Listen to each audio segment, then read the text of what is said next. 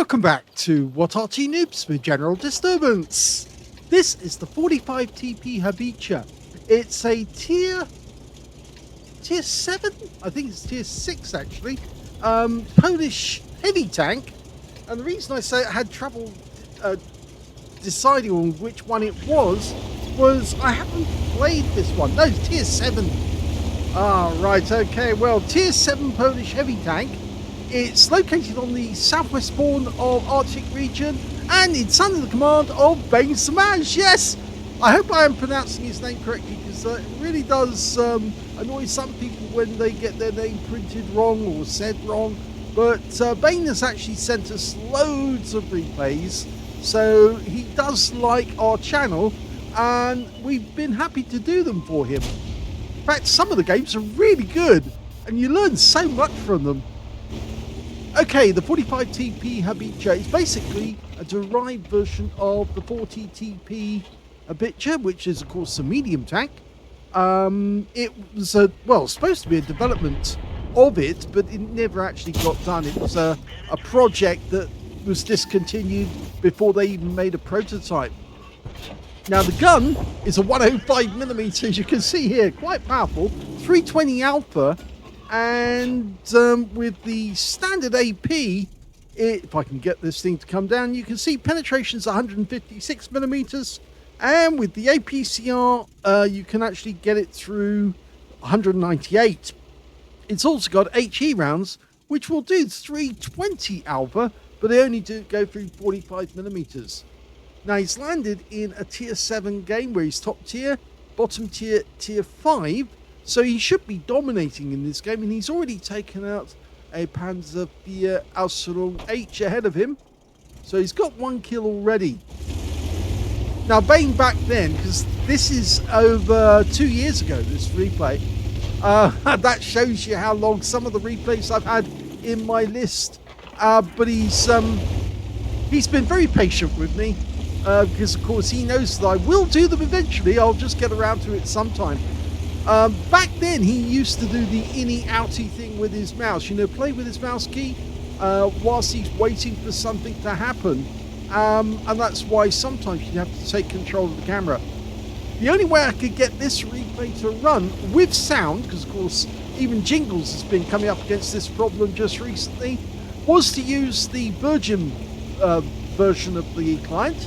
So there's no mods in this whatsoever. Which he might find annoying, but because he actually does. Oh, somebody's saying, you all in uninstall what? So I think a Super Hellcat is rather annoyed because he got taken out. Okay, the 45TP's got a rather prominent cupola, as you can see there. It's under armoured. Maximum armour on the front of the turret is 170mm, but it does have 100mm at the front of the hull. Unfortunately, this is a game with Arty in it, and he's decided to go up this route, which is not the best place to be fighting from, because if the enemy Arty is worth his salt, he should be able to absolutely hammer everybody who's coming through this pass. And there's 5 tanks in this pass, and there's a KV2 blocking the path.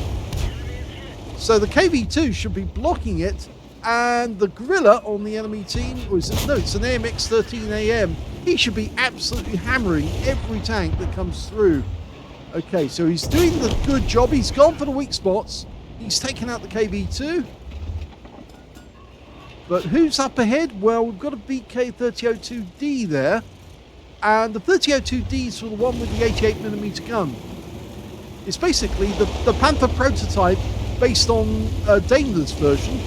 But with which of course is based on the T-34, but it's got a better gun, so it's actually much more lethal. Ooh, well, one hit the screen but didn't go through.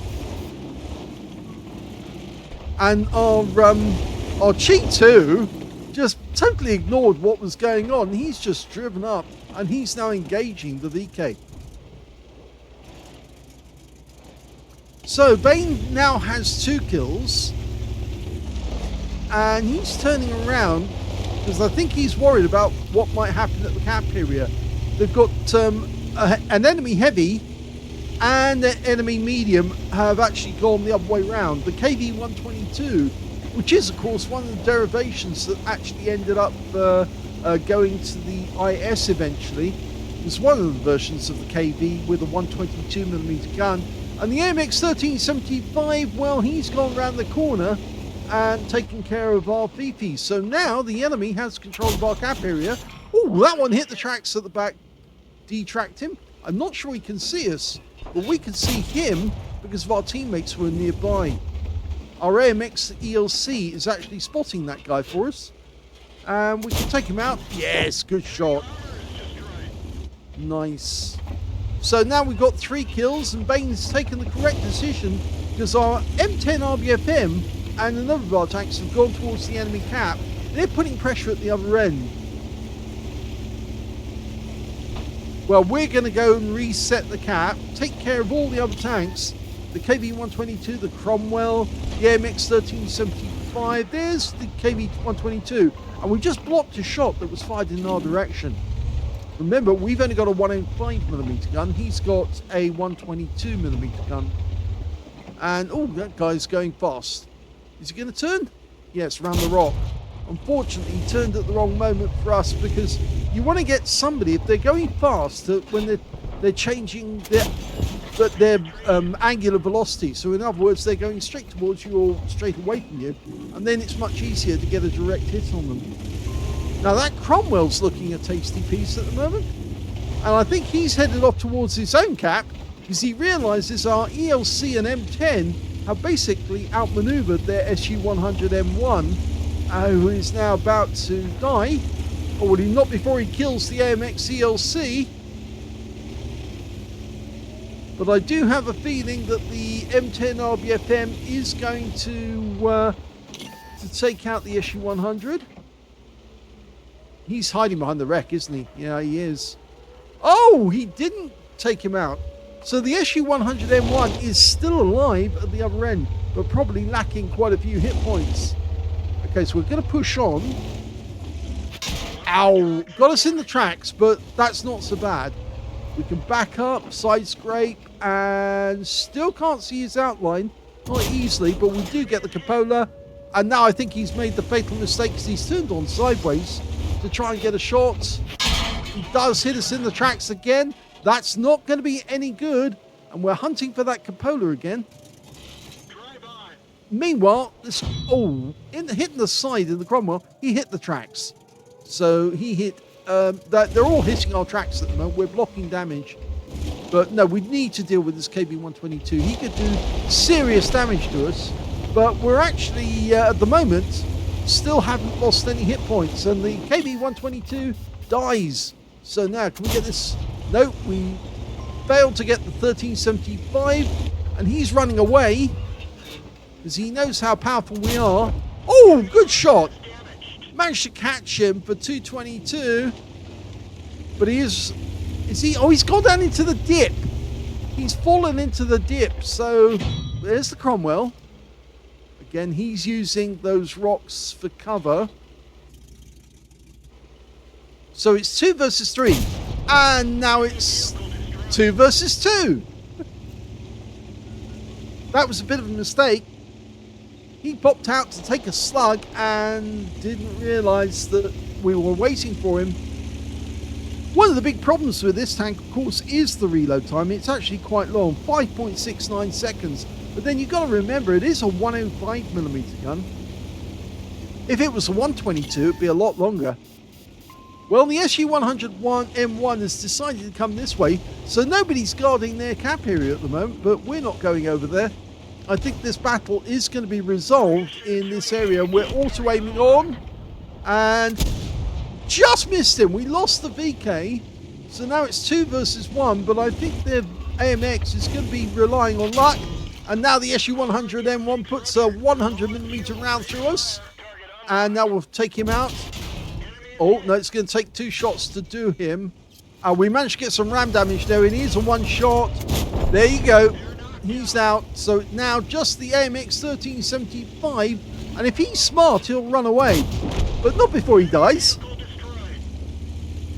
And that wins the game for Bane Smash.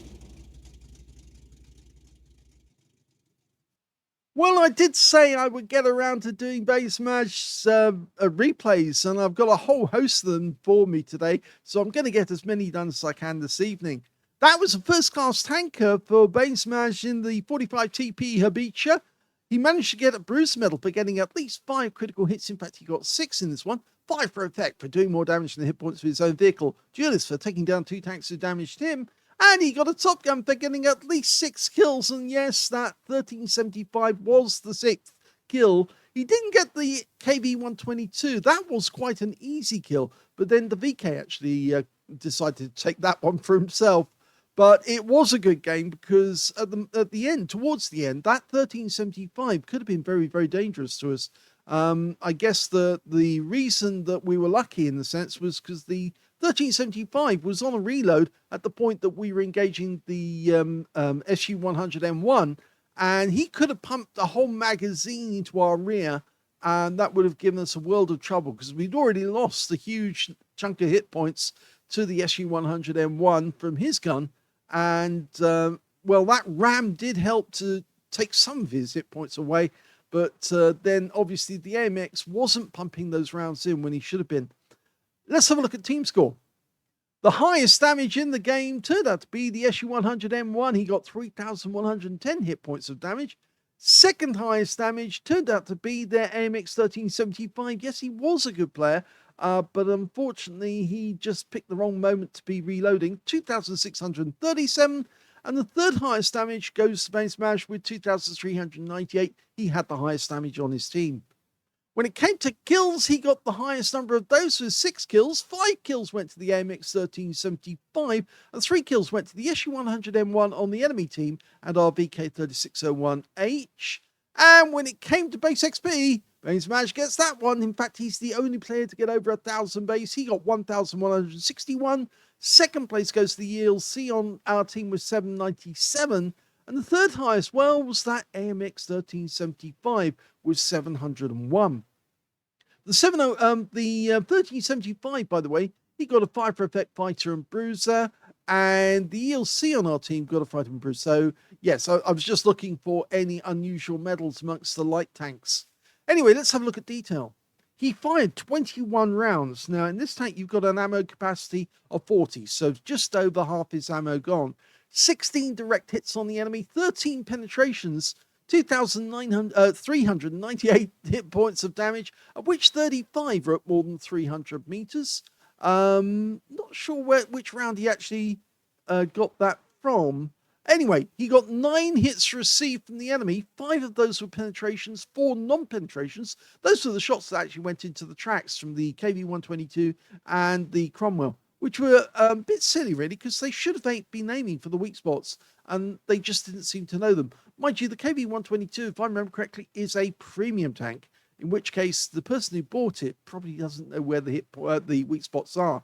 And I strongly suggest they either use Tanks GG or any of the sites that actually provide you and show you where the weak spots are on any tank that you might come up against. You spotted 2 enemy vehicles, damaged 8 of the enemy, killed 6 of them, 343 hit points of damage assistance. Now, he actually earned a profit on this one, 23,790 credits despite the ammunition, and he did fire mostly standard ammo, and 3,745 experience points out of it as well. So, a decent first game for Base Smash in the 45TP Habicha. I think actually, on one of my accounts, I do have the Polish tanks going up most of the way, but I don't remember the 45TP when I actually went through it. Anyway, I hope you enjoyed it. If you did, please give this video a like. Do subscribe to our channel. Leave a little comment down below because it feeds the algorithm. And thank you for watching.